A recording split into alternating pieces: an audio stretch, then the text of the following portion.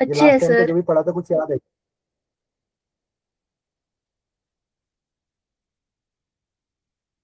Last time का जो भी पढ़ा था याद है क्या आप लोगों को? हाँ जी सर। Okay, very good. चलो, हाँ, एक कॉन्सेप्ट बता रहा हूँ मैं अभी एंगुलर डिस्प्लेसमेंट का, इसको ध्यान से देखना। ये स्कूल लेवल से हम थोड़ा सा इसको आगे लेके जाएंगे। जैसे मान लो अगर हम सर्कुलर मोशन की बात कर रहे हैं, ठीक है, तो एक ऑब्जेक्ट सर्कल में ट्रेवल कर रहा है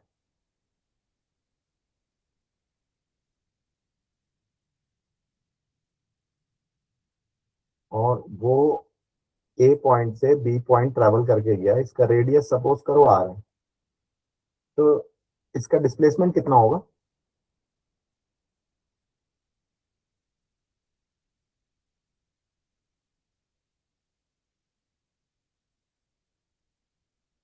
क्वेश्चन समझ में आया? ऑब्जेक्ट है, वो सर पॉइंट आर ए से पॉइंट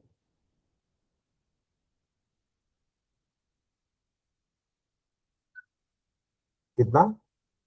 R√2। हाँ, डिस्प्लेसमेंट हमारा ये हो जाएगा, ठीक है। तो ये हो गया under root R² plus R², मतलब √2R। ठीक है, इसमें कोई दिक्कत नहीं, राइट? हाँ जी सर।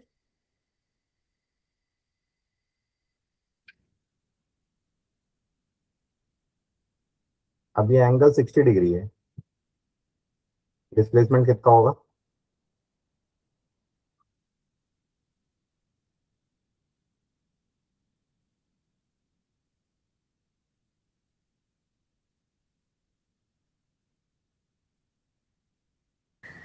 R के बराबर होगा। क्योंकि जब हम इसको यहाँ पे मिलाएंगे तो ये भी आपका 60 होगा, ये भी 60 होगा, है ना, क्योंकि ये दोनों रेडियस हैं, तो ये इक्विलेटरल ट्रायंगल बन जाएगा। तो डिस्प्लेसमेंट आर के बराबर होगा, राइट? नाउ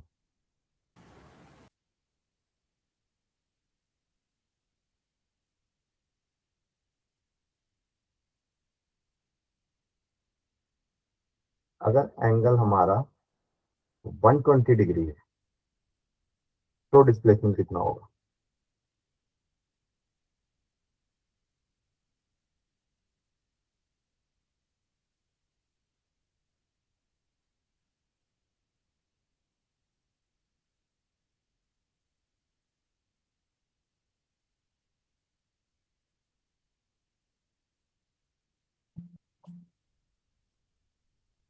कैसे कैलकुलेट करेंगे?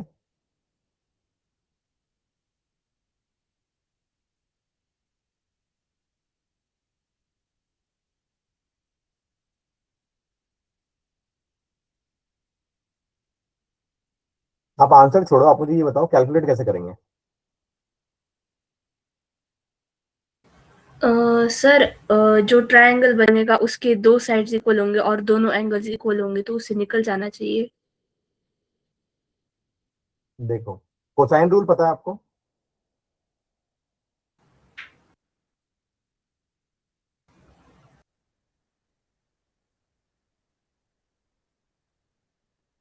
एक कोसाइन रूल होता है मैथ्स में, मैं ये समझा रहा हूँ क्या होता है, ठीक है।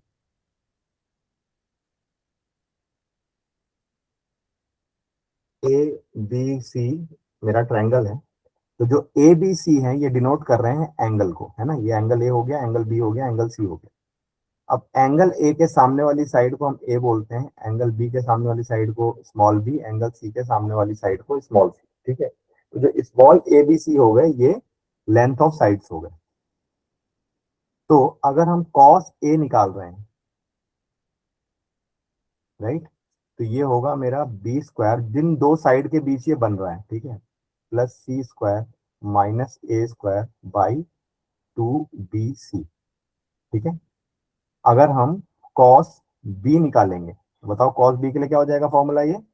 अब ये ए और सी के बीच बन रहा है, तो A² plus C² minus B² by 2AC, ठीक है। cos C निकालेंगे, इस एंगल को निकाल रहे हो, तो ए और बी के बीच बन रहा है, तो A square plus B square minus C square by 2AB, ठीक है। इसे हम बोलते हैं कोसाइन रूल, राइट। ये आपका ट्रायंगल का कोसाइन रूट रूल थ्री है। आएगा क्या सर? हाँ, ठीक है। अब ये कोसाइन रूल जो होता है, इसको हम लोग यहाँ पे अभी यूज करेंगे। तो मैंने ये ट्रायंगल बनाया, यही ए बी मेरा डिस्प्लेसमेंट है, इसको मैंने एक्स ले लिया, ये दोनों तो रेडियस ही हैं, ठीक है। तो अब मैं cos 120 लगा दूं यहाँ पे, तो ये दो साइड यानी आर और आर के बीच बन रहा है, ये क्या हो जाएगा, R square plus R square minus X square by 2R into R. cos 120 की वैल्यू कितनी होती है पता होगी आपको, -1/2, तो ये हो गया 2R square minus X square by 2R square, ये कैंसिल, तो ये हो गया -R² is equal to 2R² minus X square. तो एक्स स्क्वायर की वैल्यू हो गई 3R², तो एक्स की वैल्यू हो गई √3R। क्लियर है? हाँ जी सर। ये नई चीज सीख लिया आपने, हाँ ठीक है। जी। ये पैटर्न के क्वेश्चन, ये एग्जैक्ट क्वेश्चन जेई मेंस का आया हुआ क्वेश्चन है, ठीक है। ये जेई मेंस 2023 का क्वेश्चन है आया हुआ, और इस पैटर्न पे बहुत क्वेश्चन आए हैं, ऑलमोस्ट हर साल ही आजकल वो डिस्प्लेसमेंट वाले क्वेश्चन को रिपीट कर रहा है। तो ये सर्कुलर मोशन का एंगुलर डिस्प्लेसमेंट से हम लोग ये कोरिलेट करते हैं, ठीक है। तो ये सारे क्वेश्चन जहाँ डिस्प्लेसमेंट के आएंगे वो आपके कोसाइन रूल से ही बनेंगे, तो कोसाइन रूल को आप ध्यान रखना। क्लियर है यहाँ पे चीजें? जी sir. Okay, now next question पे आते हैं हम लोग।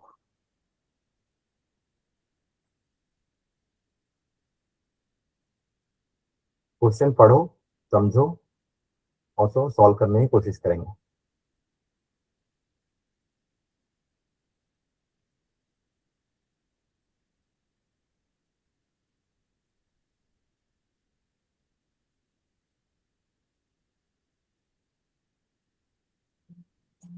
हॉरिजॉन्टल लूप है, रेडियस 1 किलोमीटर का है, राइट।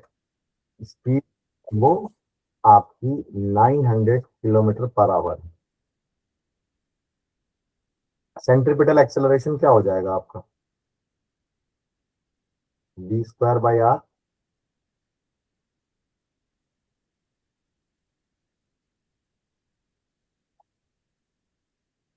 कितना आ रहा है?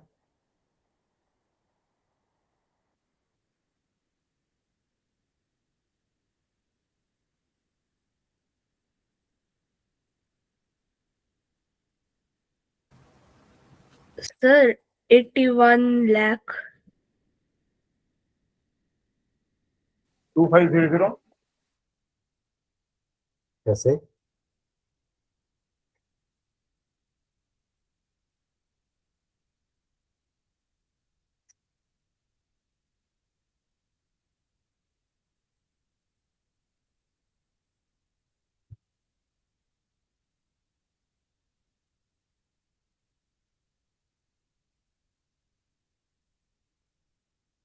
कैसे आया ये?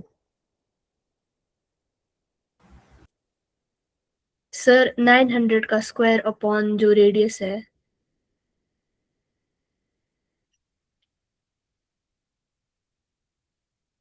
ये तो आपका मतलब किलोमीटर पर आवर स्क्वायर आया ना, हाँ जी। तो सिक्स मीटर ट्वेंटी पर सेकंड, सिक्स ट्वेंटी अच्छा फाइव ओके। इसको मीटर पर सेकंड में चेंज करो ना।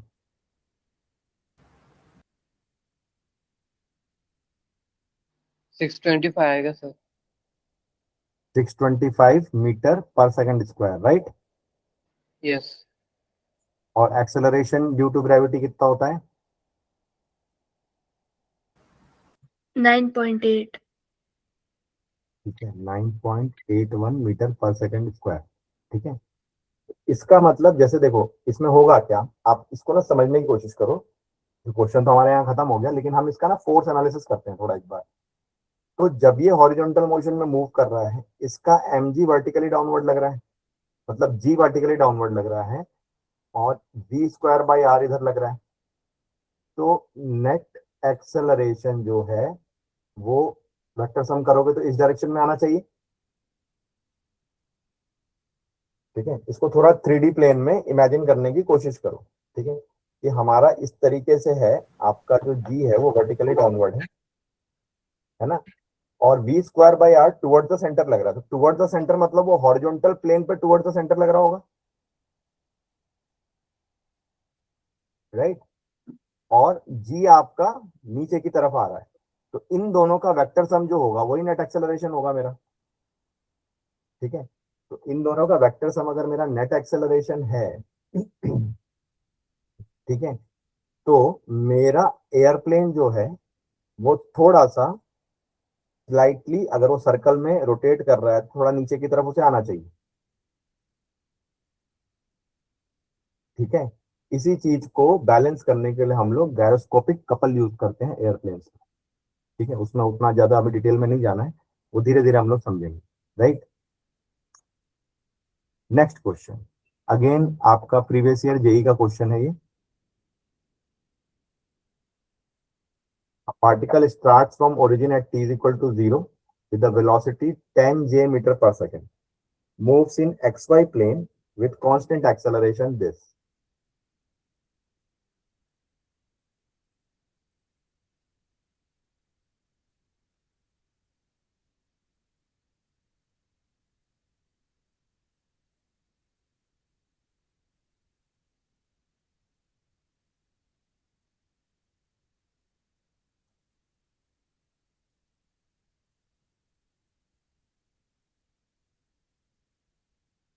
पार्ट ए का आंसर क्या होगा?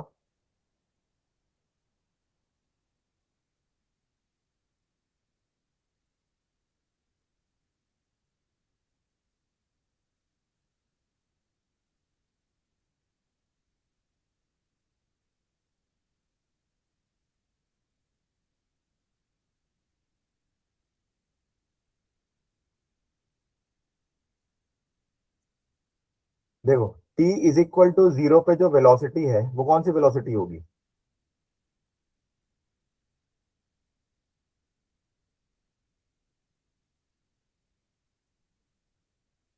इनिशियल वेलोसिटी आपकी जे कैप पे है। ठीक है, इसका मतलब इसका आई कैप वाला कंपोनेंट 0 है, मतलब एक्स डायरेक्शन में कोई इनिशियल वेलोसिटी नहीं है हमारे पास। कभी भी जब हम लोग मोशन की एनालिसिस करते हैं तो एक बार में हम एक ही डायरेक्शन में करते हैं, राइट। कभी भी जब हम मोशन की एनालिसिस करेंगे तो हम कभी भी ऐसा नहीं करेंगे कि हम एक्स वाई प्लेन को एक साथ सॉल्व करें। ठीक है, तो जब एक्स डायरेक्शन में आपका, अच्छा, एक्सेलरेशन का वेक्टर आपको क्या दे रहा है? बोल रहा है एक्सेलरेशन आपका 8i + 2j मीटर पर सेकंड स्क्वायर है। इसका मतलब एक्सेलरेशन दोनों डायरेक्शन में है। एक्स डायरेक्शन में अगर मैं बोलूं ए एक्स, एक्स डायरेक्शन का एक्सेलरेशन कितना है? 8 मीटर पर सेकंड स्क्वायर। और वाई डायरेक्शन का एक्सेलरेशन कितना है? 2 मीटर पर सेकंड स्क्वायर। ठीक है, इज इट क्लियर? जो आई कैप के सामने लिखा है वो एक्स का है, जो जे कैप के सामने लिखा है वो वाई का है। तो जब मैं इक्वेशन ऑफ मोशन लिखते हैं हम लोग, तो इक्वेशन ऑफ मोशन हमारी डायरेक्शन के हिसाब से होती है। Is that clear? Equation of motion जो है हमारी वो डायरेक्शन के हिसाब से होती है। ठीक है, जैसे मान लो अगर जब हम एक्स डायरेक्शन की बात करेंगे, इन एक्स डायरेक्शन, तो एक्स डायरेक्शन में आपका क्या होगा? सेकंड इक्वेशन ऑफ मोशन आप यूज करो, तो X is equal to U X into T plus half A X into T square. तो यू एक्स तो 0 है, आई के आपका कंपोनेंट 0 है। ठीक है, एक्स आपको बोल रहा है at what time X coordinate will become 16 मीटर। एक्स आपका 16 है, तो 16 is equal to 0 into T plus half, A X की वैल्यू है 8 इंटू टी स्क्वायर। ठीक है, तो टी स्क्वायर की वैल्यू हो गई आपकी 4, तो टी की वैल्यू हो गई 2 सेकंड। 2 सेकंड के बाद वो इसका एक्स कोऑर्डिनेट 16 हो जाएगा। Is it clear?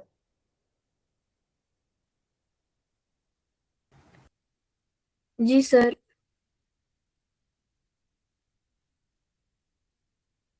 देखो, लास्ट टाइम हमारी बात हुई थी तो आप में से बहुत से लोगों ने ये बोला था कि हमें बेसिक्स पता है, थोड़ा सा हमें जेई के लेवल पे धीरे धीरे लेके चलना है ना? यही बोला था आपने।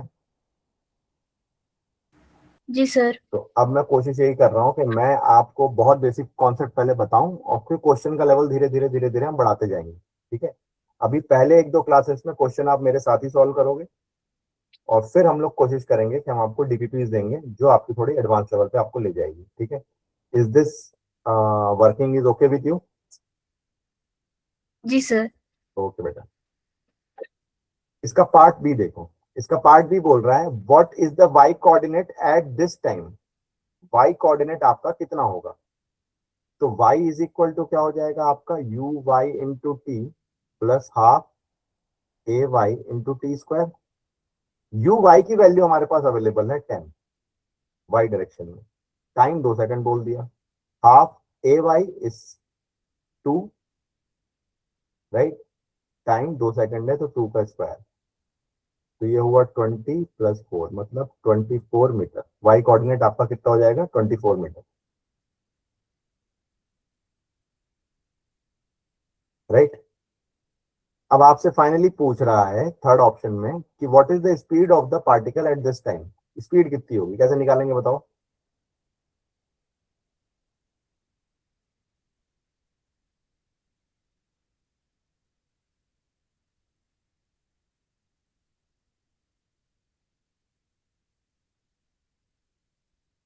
Vector v is equal to vector u plus vector a into t. तो vector v is equal to vector u आपको दिया हुआ है 10 j कैप, एक्सेलरेशन आपके पास अवेलेबल है 8 i प्लस 2 j, टाइम आपने 2 सेकंड निकाल लिया, तो 10 j plus 16 i plus 4 j, तो ये हो गया 16 i प्लस 14 j कैप। ये मेरी वेलोसिटी आ गई। वेलोसिटी हमने वेक्टर फॉर्म में एक बार में ही निकाल ली। Is it clear? सर एक डाउट है। हम्म। सर जो पार्ट ए है ना उसमें हम लोग ये जो वेक्टर्स दिए उनका मैग्नीट्यूड निकाल के डायरेक्टली सॉल्व नहीं कर सकते थे? ना ना ना ना ना ना ना, स्ट्रिक्टली नो है ये। क्यों नहीं कर सकते आप समझो, ठीक है। देखो वेक्टर का मतलब क्या है, जैसे मान लो आपने बहुत सारी चीजें ऑलरेडी पढ़ रखी, मैं थोड़ा एक कॉन्सेप्ट आपको समझाता हूँ, इससे समझ में आ जाएगा, ठीक है। हम प्रोजेक्टाइल मोशन पढ़ते हैं, पढ़ा है प्रोजेक्टाइल मोशन? हाँ जी सर। तो जैसे प्रोजेक्टाइल मोशन आप पढ़ रहे हो, हम ये बोल रहे हैं कि ये मेरा प्रोजेक्टाइल मोशन है। अब मेरी इनिशियल वेलोसिटी इस डायरेक्शन में है, लेकिन जब हम प्रोजेक्टाइल सॉल्व करते हैं तो इसको वेक्टर फॉर्म में पहले ब्रेक करते हैं कि अगर ये एंगल थीटा है तो मेरा ये यू कॉस थीटा होगा, ये यू साइन थीटा होगा, ठीक है। अब अगर आपके दो मोशन, ये मोशन इन 2D है ना, प्रोजेक्टाइल मोशन मतलब motion in 2D। Motion in 2D का मतलब होता है कि दो डायमेंशन यानी कि एक्स एक्सिस और वाई एक्सिस में पार्टिकल एक साथ ट्रेवल कर रहा है, ठीक है। तो जब पार्टिकल एक साथ ट्रेवल कर रहा है तो वो सेम टाइम पे कुछ डिस्टेंस, जैसे हम लोग कभी भी प्रोजेक्टाइल जब करते हैं तो हम उसका एक जनरल पॉइंट लेते हैं P। अब यहाँ पे हम ले बोलते हैं कि साहब ये मेरा एक्स डिस्टेंस है और ये मेरा वाई डिस्टेंस है। आप बोलोगे सर मेरा पार्टिकल तो यहाँ गया ना, इस पी पॉइंट को देखें तो मेरा पार्टिकल तो यहाँ गया, ये इसका पोजिशन वेक्टर हो गया। तो इस पोजीशन वेक्टर के दो कंपोनेंट हैं, एक एक्स कंपोनेंट और एक वाई कंपोनेंट। तो इस आर को जो कि आपका डिस्प्लेसमेंट वेक्टर है क्या हो गया आपका, एक्स आई प्लस वाई जे, ठीक है। इक्वेशन ऑफ मोशन एक बार में एक ही डायरेक्शन में लगा सकते हो, इक्वेशन ऑफ मोशन ओवरऑल पे नहीं लगेगा कभी भी, राइट। जितने भी इक्वेशन ऑफ मोशन है वो एक डायमेंशन मतलब एक डायरेक्शन के लिए डिफाइंड है आपके। आप गलती से भी कोशिश मत करो कि उसको हम लोग दोनों में एक साथ लगा दें या पहले मैग्नीट्यूड निकाल लें, मतलब नहीं, वो गलत चीज होगी। मैग्नीट्यूड हम लोग सारा कैलकुलेशन करने के बाद फाइनल में निकालेंगे आगे, इफ रिक्वायर्ड, अगर ऑप्शन में वैसा दिया होगा तो, राइट। कभी भी किसी भी केस में, खाली मोशन में नहीं, फिजिक्स में जो भी पढ़ोगे, जो चीज वेक्टर फॉर्म में सॉल्व होनी है वो वेक्टर फॉर्म में सॉल्व होनी है। क्यों? क्योंकि जो, जैसे प्रोजेक्टाइल का केस है, इसमें जो एक्स डायरेक्शन का मोशन है इधर, ठीक है। अब ये सीधा भी तो जा रहा है, ऐसे भी जा रहा है और ये ऐसे भी जा रहा है, ऊपर भी जा रहा है और ये सीधा भी जा रहा है। तो जो एक्स डायरेक्शन का मोशन है वो आपका यूनिफॉर्म मोशन है, उसमें कोई एक्सेलरेशन थोड़ी है। और जो वाई डायरेक्शन का मोशन है उसमें तो नीचे ग्रेविटी लग रही है ना जी, तो उस वो एक्सेलरेटेड मोशन है। मान लो आपने, ठीक है, मान लो आपने गलती से वेक्टर छोड़ के शुरू में ही मैग्नीट्यूड निकाल के सॉल्व करना शुरू कर दिया, तो सब गलत हो गया ना जी, क्योंकि एक्स डायरेक्शन तो यूनिफॉर्म था, उसमें तो एक्सेलरेशन था ही नहीं, और वाई डायरेक्शन आपका एक्सेलरेटेड मोशन था। गड़बड़ हो गया ना मामला।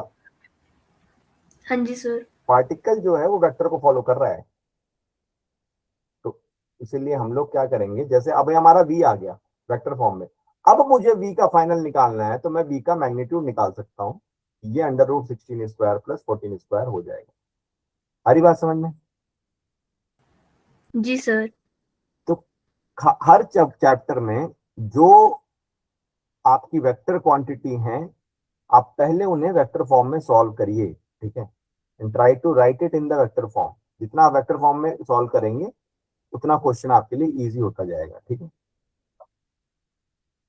ये समझ में आया कॉन्सेप्ट अच्छे से? ठीक है। जी सर। अगेन ये मेंस का पीवाईक्यू है, टफ है इजी है?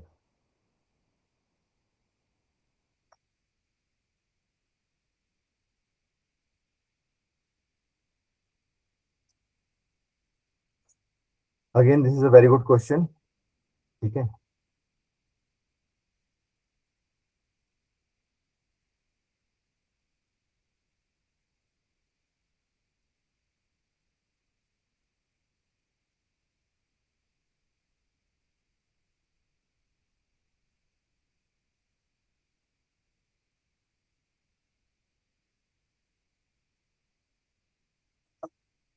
Particle of mass m is moving in a circular path of constant radius r such that its centripetal acceleration is varying with time. Centripetal acceleration time के साथ vary कर रहा है। What is the power delivered to this particle by the force acting on it?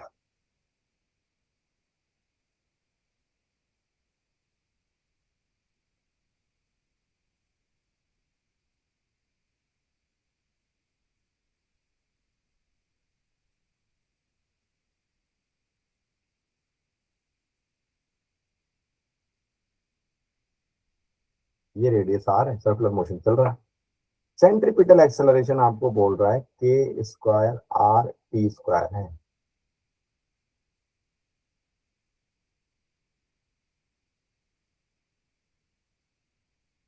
Power कितना delivered होगा, और मास particle का m आपको दे रहा है।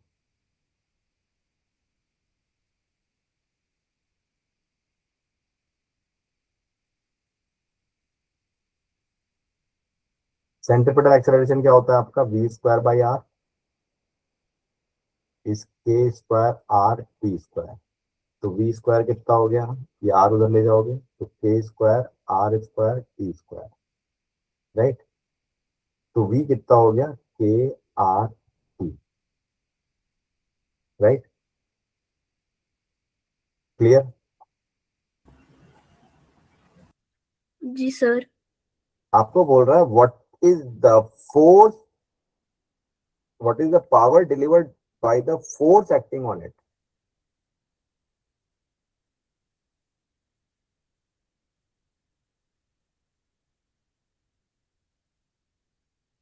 बोले बेटा इजी क्वेश्चन है बहुत, थोड़ा सा दिमाग लगाओ।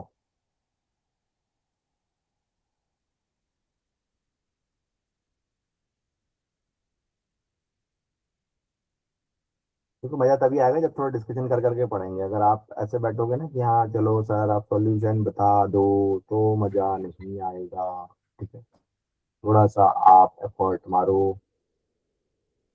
सर हम एक्सीलरेशन में F = ma वाला फॉर्मूला निकाल लगा के फोर्स नहीं निकाल सकते? F = में एक्सेलरेशन मतलब कैसे पता आपको? एक्सीलरेशन तो दी हुई है ना मैं। वो तो सेंट्रीपिटल एक्सेलरेशन दी हुई है। ओके, तो उस पे नहीं लगेगा? बिल्कुल लगेगा। लगेगा। हम्म। ओके। तो फोर्स निकल गई आपकी, देन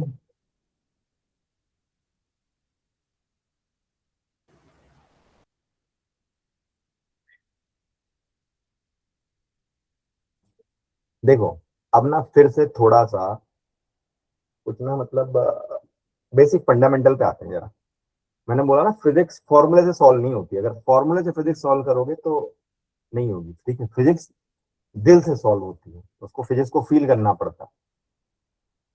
कोई पार्टिकल जिसका मास m है, आप अब मेरी बात बहुत ध्यान से सुनना और समझने की कोशिश करना सारे लोग, ठीक है। अच्छा, एक बालिका की तो आवाज आ रही मुझे, बाकी लोग प्लीज हैं, बाकी लोग भी कुछ बोलो यार, तब तो थोड़ा मजा सा आएगा।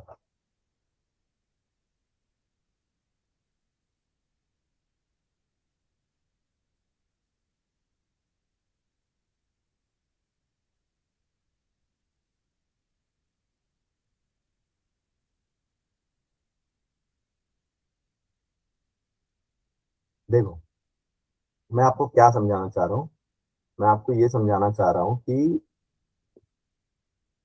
जब हम सर्कुलर मोशन की बात कर रहे हैं, आपने मेरे को बोला कि सर एक्सेलरेशन तो दी हुई है ना, इसमें मास से मल्टीप्लाई करते हैं फोर्स निकल जाएगा, राइट। बिल्कुल, जी सर। फोर्स निकल गया, कौन सा फोर्स है ये? सर जो सेंटर पे एक्ट करेगा। मतलब ये सेंट्रीपिटल फोर्स हुआ। हाँ जी। Centripetal force towards the centre लग रहा है। अब मैं आपको ऐसी चीज बता रहा हूं, एकदम मिलियन डॉलर चीज, ठीक है, इसे ध्यान से सुनना और समझने की कोशिश करना।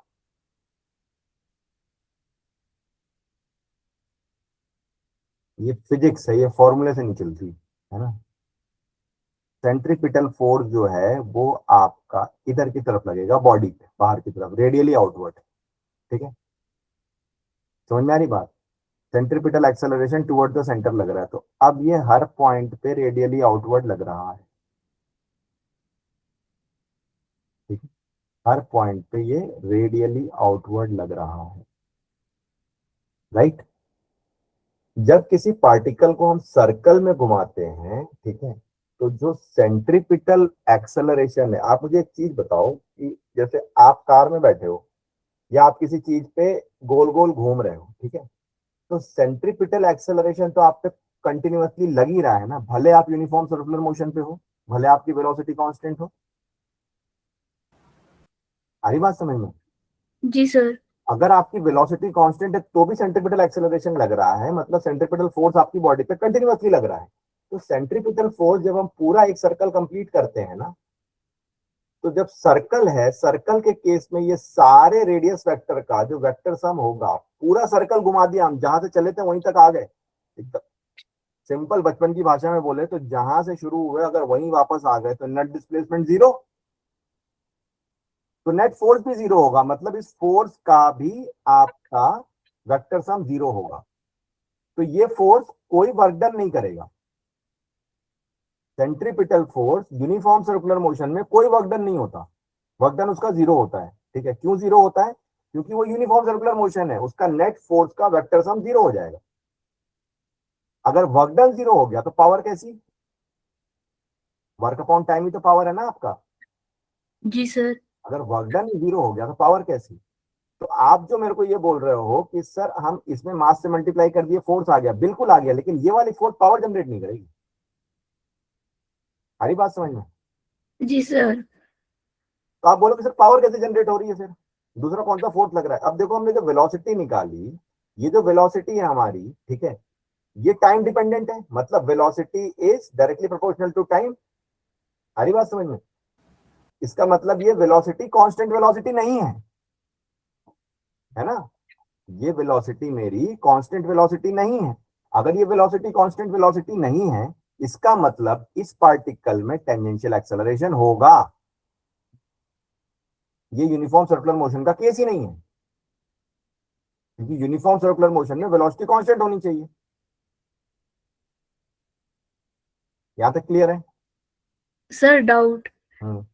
सर देखिए क्वेश्चन में दिया है ना कि एसी भी टाइम पे डिपेंड करता है, तो फिर अगर एसी टाइम पे डिपेंड करता है तो फिर ये जो हमारा रेडियल एक्सीलरेशन है जो सेंटर पे लग रहा है, तो वो बार बार वेरी नहीं करेगा, फिर फोर्स का मैग्नीट्यूड भी चेंज होता रहेगा। बिल्कुल वेरी करेगा, बार बार फोर्स का मैग्नीट्यूड चेंज नहीं करेगा, बिल्कुल वेरी करेगा वो, ठीक है। इसी टाइम पे डिपेंडेंट है, वो बिल्कुल वेरी करेगा।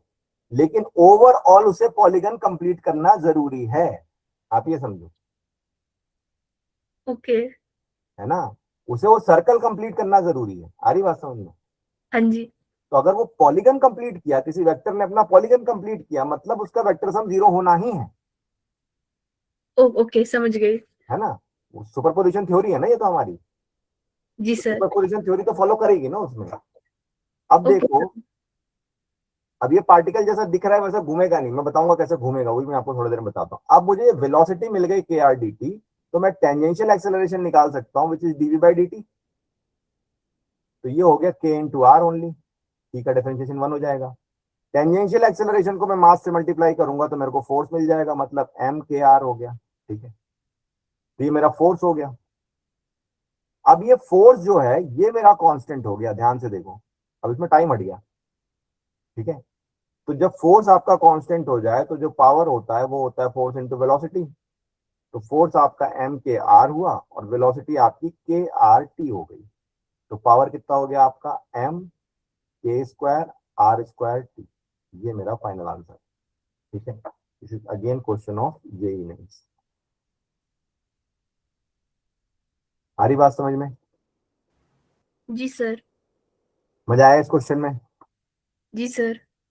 अब देखो, आपने जो मेरे से एक चीज पूछी, अब मैं आपको एक चीज समझाता हूँ। देखो, जैसे ये सेंट्रीपिटल एक्सेलरेशन इधर आएगा और टेंजेंशियल भी है हमारे पास, तो इसका वेक्टर सम इधर आएगा।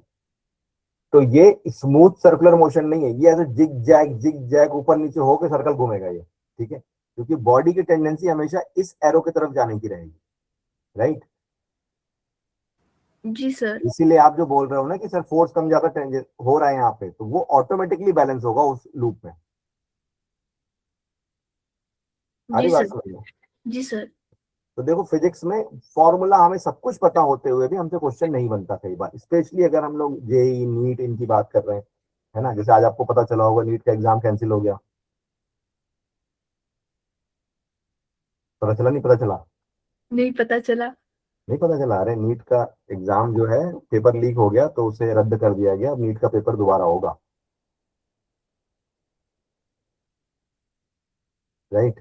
तो जब हम लोग इन बड़े एग्जाम्स की बात करते हैं, या इवन ट्वेल्थ में भी जो स्कूल के एग्जाम जो बोर्ड होते हैं वो थोड़े से कॉन्सेप्चुअल होते हैं, उसमें थोड़े अच्छे क्वेश्चन पूछे जाते हैं। तो मैं कोशिश कर रहा हूँ, अगर आपको क्वेश्चन ज्यादा टफ लग रहे होंगे आप मुझे बोल देना कि सर थोड़ा सा और नीचे के लेवल से चालू कर लो, मैं कर लूंगा, ठीक है। क्लास की स्पीड और क्लास का लेवल आप सेट करोगे, मैं नहीं, राइट। जी सर। जो आपकी ऑर्गेनाइजिंग टीम है, ठीक है, जो ये क्लासेस अरेंज कर रही है, उन्होंने मुझे यहाँ पे एज अ रिसोर्स पर्सन लेकर के आ गए वो, ठीक है। अब मेरे को यूटिलाइज करना आपके हाथ में है कि आप मुझे कैसे यूटिलाइज करना चाहते हो। मैं ये बोल सकता हूँ कि मैं आपका एकदम बेसिक लेवल से लेकर के जेई एडवांस तक की फिजिक्स में आपको कंफर्टेबली करा सकता हूँ, राइट। आप किस लेवल तक जाना चाहते हो या कैसे जाना चाहते हो ये डिसीजन आपका होगा, क्योंकि आप जब बात करोगे तो हम उसको क्लास बाय क्लास स्मूथ करते जाएंगे। आज जो हमने अभी तक पढ़ा था थ्योरी, उसके बेसिस पे हम क्वेश्चन सॉल्व करने की कोशिश कर रहे हैं अभी, राइट। जी सर। ठीक है, ये पार्ट क्लियर है सर्कुलर मोशन का बहुत अच्छे से। ये जी क्वेश्चन समझ में आया सभी को? बाकी लोग बातें क्यों नहीं करते, कौन कौन है क्लास में जरा मैं देख। आशीष, दीपक, गुरुदेव, निर्जला,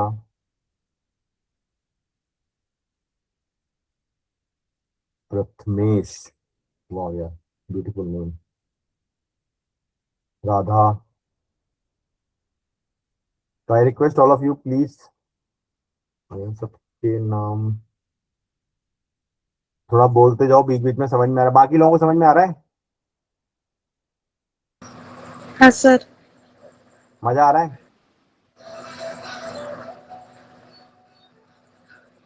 ना सर,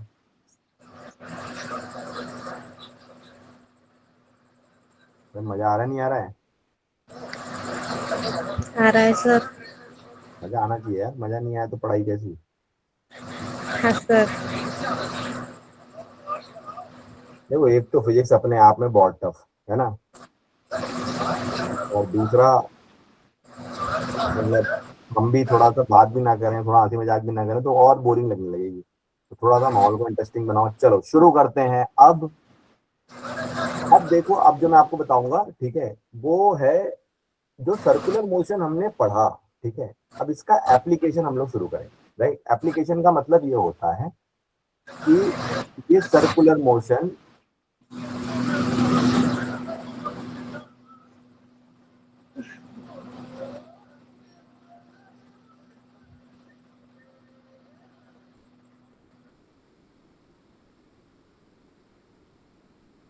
ये जो सर्कुलर मोशन हमने पढ़ा अभी, ये हम लोग अब इसका एप्लीकेशन पढ़ेंगे। एप्लीकेशन का मतलब होता है कि जब एक्चुअली हम किसी चीज को सर्कुलर मोशन में घुमा रहे हैं तो वो कैसे घूमेगा, ठीक है, उसमें कैसे फोर्सेस लगेंगे और वो कैसा बिहेव करेगा। तो इसके दो पार्ट होते हैं, एक होता है हॉरिजॉन्टल प्लेन में सर्कुलर मोशन और एक होता है वर्टिकल प्लेन में सर्कुलर मोशन। मतलब आपने रस्सी को एक धागे से, मतलब सॉरी, एक पत्थर को एक धागे से बांधा, रस्सी से बांधा, और उसे आप ऐसे ऊपर से पकड़ के घुमाना शुरू कर दो, ठीक है। तो वो सर्कुलर मोशन करेगा, लेकिन वो जो सर्कल बनेगा वो अर्थ के पैरेलल बनेगा। क्या ये इमेजिन हो रहा है सबको? Yes sir. तो जो हॉरिजॉन्टल सर्कल है, अभी हम लोग पहले सारे हॉरिजॉन्टल सर्कल के केसेस देखेंगे, ठीक है। तो हॉरिजॉन्टल सर्कल जो है, हॉरिजॉन्टल सर्कल का मतलब होता है कि circular plane is parallel to earth, ठीक है। और उसका केस नंबर 1 है जो मैंने आपको बताया कि आप एक रस्सी से एक पत्थर को बांध लो और उसको हॉरिजॉन्टल प्लेन पे मूव करो, जैसा कि आपको डायग्राम में दिख रहा है। इस शेप को हम लोग बोलते हैं कॉनिकल पेंडुलम, ठीक है। ये कॉनिकल पेंडुलम कॉम्पिटिटिव एग्जामिनेशंस के लिए एक बहुत ही, क्या बोलते हैं, इंटरेस्टिंग टॉपिक है, जिससे बहुत बार जेई में, नीट में, मेंस में, एडवांस में बहुत क्वेश्चन पूछे गए कॉनिकल पेंडुलम पे। हम अभी सिर्फ फोर्सेस की एनालिसिस करेंगे, ठीक है। तो जैसा आपको यहाँ पे दिख रहा है कि जब हमने इसे घुमाना शुरू किया तो ये आपका कुछ इस तरीके से घूम रहा है। तो फोर्सेस देखो, बॉडी पे जो फोर्स लगेगा वो सेंट्रीपिटल फोर्स हमेशा अलोंग द रेडियस लगता है, बाहर के डायरेक्शन में, आउटवर्ड, आउटसाइड। तो ये आपका हो गया mv²/r। स्ट्रिंग पे टेंशन लगेगी, राइट, और नीचे mg लगेगा, वर्टिकली डाउनवर्ड, ठीक है। आप में से कोई ऐसा है जिसे फ्री बॉडी डायग्राम के कॉन्सेप्ट क्लियर ना हो? फ्री बॉडी डायग्राम सबको आता है अच्छे से बनाना? Yes sir. Okay, very good. तो अब आप देखो कि जैसे मान लो हमने ये एंगल थीटा लिया हुआ है, तो ये भी एंगल मेरा थीटा हो जाएगा। तो आपको दिख रहा है T cos theta, T sine theta, है ना। वेक्टर इसके हमने ब्रेक कर दिया, रिजॉल्व कर दिए। अब मुझे फोर्सेस दो प्लेन में मिल गए, एक्स वाई प्लेन में। अब इस एक्स वाई प्लेन में हम लोग इसको सेट कर सकते हैं। देखो, ये जो हॉरिजॉन्टल प्लेन में हम लोग बात कर रहे हैं, ये हम सारे केसेस यूनिफॉर्म सर्कुलर मोशन के लिए ही करेंगे, ठीक है। मतलब जो इसकी वेलोसिटी है वो कांस्टेंट है। हम सारे केसेस सॉल्व करेंगे यूनिफॉर्म सर्कुलर मोशन पे। अब ये यूनिफॉर्म सर्कुलर मोशन जो है, टी कॉस थीटा जो आपका है वो mg के बराबर हो जाएगा, और टी साइन थीटा जो आपका है वो mv²/r के बराबर हो जाएगा, राइट। सिंपल। जी अब सर। अगर इन दोनों इक्वेशन को हम डिवाइड कर दें, जैसे मान लो अगर आपको टेंशन की वैल्यू निकालनी है, दो काम हम लोग कर सकते हैं, ठीक है। तो मुझे पता करना है, पहले मैं एंगल की वैल्यू निकालता हूं। तो मैं इन दोनों इक्वेशन को डिवाइड कर दूं, तो T sine theta divided by T cos theta is equal to mv²/r by mg।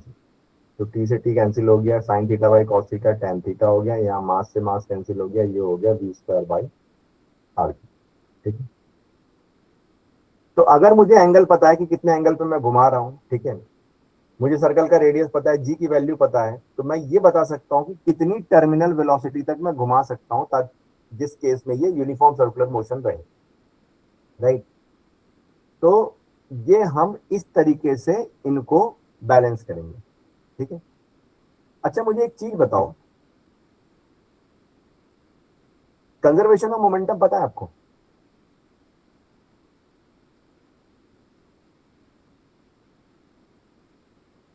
अच्छा, ये बताओ मुझे, मोमेंटम पता है आपको? मोमेंटम क्या होता है?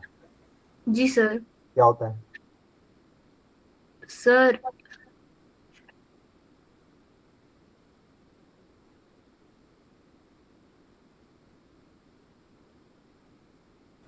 Mass into velocity. Mass into velocity represent क्या करता है?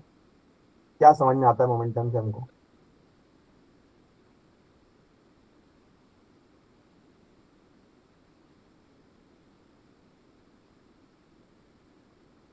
कि एक बॉडी को मूव करने के लिए एक बॉडी को, एक पर्टिकुलर बॉडी को, जैसे किसी मास, एक बॉडी जिसका मास m है और वो एक वेलोसिटी v से मूव कर रहा है, उसको रोकने में कितना वो लग सकता है, उसको स्टॉप करने के लिए। देखो आप में से कोई स्पोर्ट्स स्पोर्ट्स खेलता है?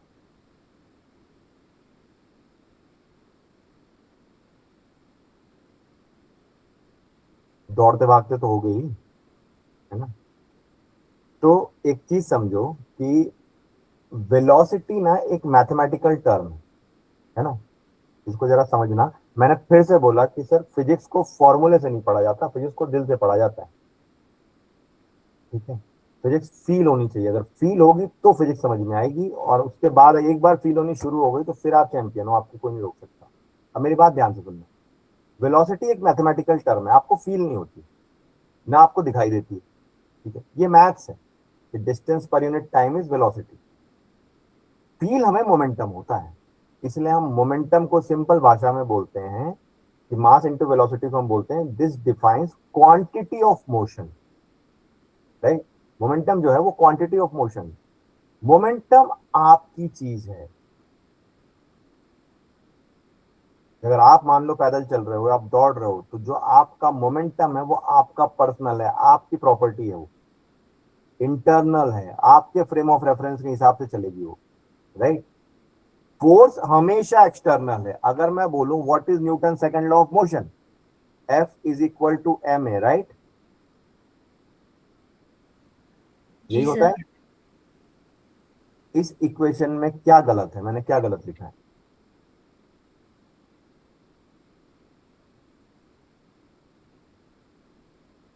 मैंने ये डिफाइन नहीं किया, कभी भी लिखते हैं तो हम इस एफ के आगे ई एक्स टी लिखते हैं कि फोर्स एक्सटर्नल है। फोर्स मेरा, अच्छा मुझे एक चीज बताओ, F is equal to M A, इसका मतलब क्या हुआ? अच्छा आप में से सारे लोग मैथ्स वाले हो या कोई बायो वाला भी है?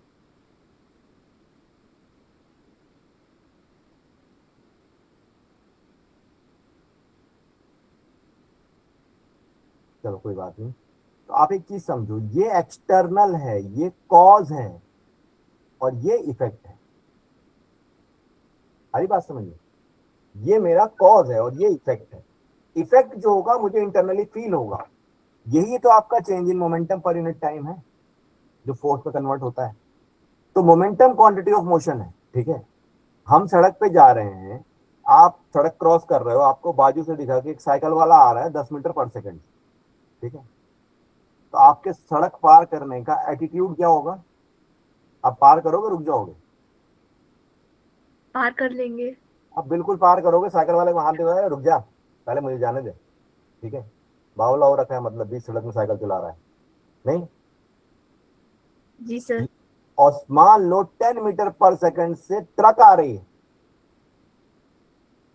आप पार करोगे? नहीं सर। क्यों? स्पीड तो दोनों की सेम थी। क्योंकि आपको दिखाई मोमेंटम देता है, आपको स्पीड नहीं दिखती, ठीक है? आपको फील मोमेंटम होता है। जो मेन चीज है वो मोमेंटम है, वेलोसिटी तो सिर्फ मैथमेटिकल कैलकुलेशन है। Is that clear? तो जब हम लोग कंजर्वेशन ऑफ मोमेंटम की बात करते हैं तो हम क्या बोलते हैं कि किसी बॉडी का मोमेंटम कब कंजर्व होगा? जब उस पे एक्सटर्नल फोर्स जीरो लगेगा, मतलब उस पे कोई एक्सटर्नल फोर्स नहीं, राइट? जी सर। तो जब मैं यूनिफॉर्म सर्कुलर मोशन की बात कर रहा हूं, कॉनिकल पेंडुलम की, तो इसके तो सारे फोर्सेस बैलेंस्ड हैं, राइट? तो इस केस में इसका momentum of system will be conserved.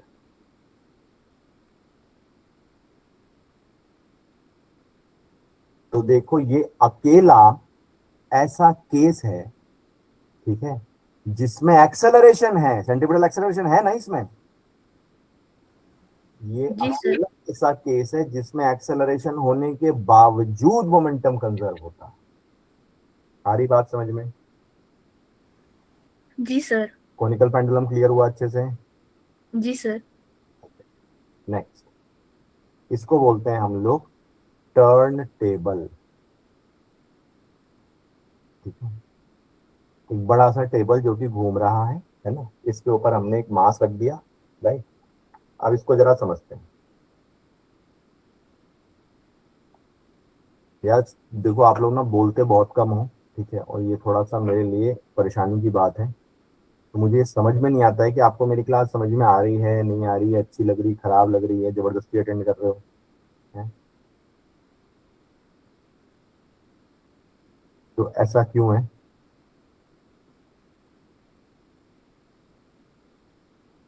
बताओ।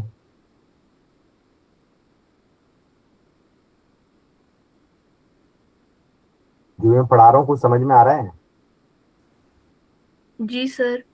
कुछ वैल्यू एडिशन मिल रहा है? मतलब ये चीजें आपने हो सकता है पहले भी किसी से पढ़ी हो, तो कुछ वैल्यू एडिशन मिल रहा है, कुछ नया सीखने मिल रहा है? जी सर। अच्छा लग रहा है? जी सर। फीडबैक? भैया देखो, हम कलाकार हैं, हम एक अच्छा टीचर एक अच्छा कलाकार होता है, मेरा तो ये मानना है ना। और कलाकारों को फीडबैक बहुत जरूरी होता है। तो फीडबैक बराबर मिलते रहेंगे तभी हम इम्प्रूव करते रहेंगे। आप फीडबैक नहीं दोगे, आप मुंह बंद करके चुपचाप सुनते रहोगे तो मजा नहीं आएगा। ठीक है, तो प्लीज वी विल अप्रिशिएट कि आप फीडबैक देते रहो। देखो, ये बॉक्स थोड़ा किनारे बनाओ, मैं थोड़ा बीच में बनाता हूँ। ठीक है, मेरा एक बॉक्स है ऐसा जो टेबल के ऊपर रखा हुआ है, राइट। अब जब मैंने इस टेबल को ओमेगा से घुमाया, मैंने टेबल को घुमाया है, ठीक है, तो इस पे कौन कौन से फोर्सेस लगेंगे बता सकते हो?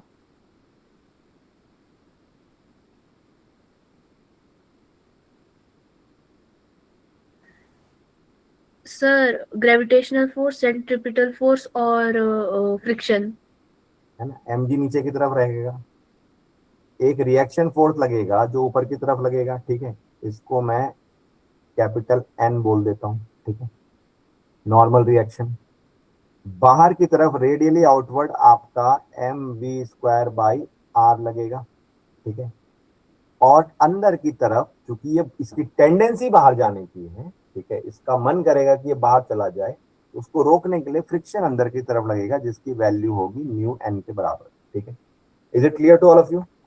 ये समझ में आया? जी सर। राइट। अब देखो, हम ये बोल रहे हैं कि हम फोर्सेस बैलेंस कर रहे हैं, तो एन आपका एम जी के बराबर हो गया, है ना। Vertical F Y, sigma F Y zero है आपका, और समेशन सिग्मा एफ एक्स भी जीरो होगा। तो आपका अब ये जो आर है ना, ये आर इस टर्न टेबल की रेडियस नहीं है। बात समझना ध्यान से, ये आर जो है इस टर्न टेबल की रेडियस नहीं है। ये आर जो है वो क्या है? जिस जगह पे ब्लॉक रखा हुआ है वहां तक का डिस्टेंस है ये। ठीक है, ये डिस्टेंस यहां से लेके इस, ये आर जो है, सॉरी, ये यहां तक का है, ब्लॉक तक का है। ठीक है, तो आर की वैल्यू वेरिएबल है ना, मतलब जीरो से शुरू होके पूरे टर्न टेबल तक जा सकती है वो। तो सिग्मा एफ एक्स जीरो करोगे तो इसका मतलब M V square by R जो है वो आपका म्यू एन के बराबर हो गया, एन एम जी के बराबर है, तो M V square by R आपका म्यू एम जी के बराबर हो गया, राइट। समझ में आ रही जी। बात? जी सर। एम से एम कैंसिल हो गया, तो वी स्क्वायर। अब देखो, वी की हमको जरूरत नहीं है, हमें ना वी नहीं चाहिए, क्योंकि वी तो लीनियर वेलोसिटी, लीनियर वेलोसिटी का यहाँ ज्यादा कुछ काम है नहीं। हमें तो एंगुलर वेलोसिटी से मतलब है, ओमेगा। तो वी को हम क्या लिख सकते हैं? आर ओमेगा, तो इसको ओमेगा स्क्वायर आर स्क्वायर लिख लेते हैं by R is equal to mu G. R से आर कैंसिल हो गया, तो ओमेगा की वैल्यू हो गई under root mu G by R. ठीक है, या आर की वैल्यू हो गई omega square by mu G. ठीक है, अब ये कौन सा रेडियस है? इसको हम बोलते हैं क्रिटिकल रेडियस। अब देखो क्रिटिकल रेडियस का मतलब क्या है, क्रिटिकल रेडियस का मतलब ये है कि जो आपका म्यू एन है यानी कि फ्रिक्शन फोर्स, ये तो कांस्टेंट है ना, जी सर। म्यू एम जी के बराबर होगा, ना तो एम चेंज होने वाला, ना जी चेंज होने वाला, ना म्यू चेंज होने वाला। म्यू तो सरफेस की प्रॉपर्टी है, तो ये तो कांस्टेंट है। मेरा सेंट्रीपिटल फोर्स चेंज हो रहा है, तो जिस समय ये सेंट्रीपिटल फोर्स की वैल्यू, ठीक है, म्यू एन से ज्यादा हो गई, राइट, या हम ये बोलते हैं कि एम ओमेगा स्क्वायर आर की वैल्यू मेरी म्यू एन सी, क्योंकि ओमेगा कांस्टेंट है मेरा, इसलिए बी के टर्म्स में सॉल्व करोगे तो कंफ्यूज हो जाओगे। वेलोसिटी, लीनियर वेलोसिटी में नहीं जाना हमको, एंगुलर वेलोसिटी में जाना है। तो जब इसकी वैल्यू म्यू एन से ज्यादा हो गई, उस समय ये मास जो है वो आपका फ्लाई ऑफ कर जाएगा, उड़ जाएगा, यहां से होगा ना। जी सर। तो हम क्या, क्रिटिकल रेडियस बताता है कि आपका रेडियस इस आर से कम होना चाहिए, आर के बराबर होना चाहिए, तब तक तो ये मास आपका टेबल पे रहेगा। जैसे ही आर की वैल्यू आपने बढ़ा दी, आपका ये मास फ्लाई ऑफ कर जाएगा। ठीक है, क्लियर है। जी सर।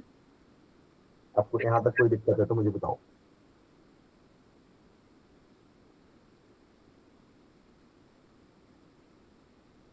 आज जो भी हमने अभी तक पढ़ा उसमें कोई दिक्कत है तो मुझे बताओ। नहीं सर, ठीक ठीक है सब। सब ठीक है, समझ में आया, जी सर। मजा आया। जी सर। बाकी लोग भी प्लीज कुछ कुछ बोलो यार, कुछ समझ में आया मुझे, कि कुछ और चाहते हो हमसे, कुछ और चाहते हो तो बताओ।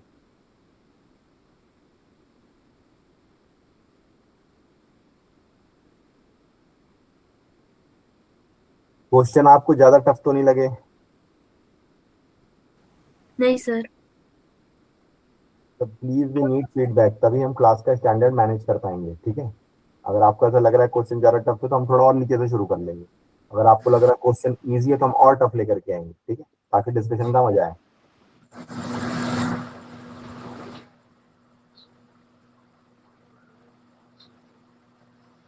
ठीक है, और कोई कुछ कहना चाहता है?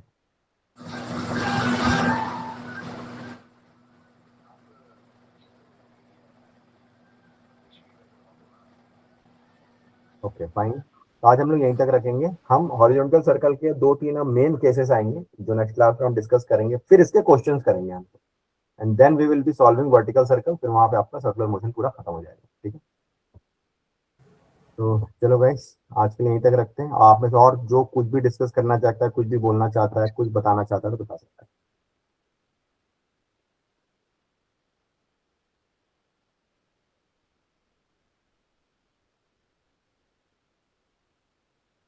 Thank you all for joining today. Hope आपको कुछ बातें समझ में आई होंगी, अच्छा लगा होगा।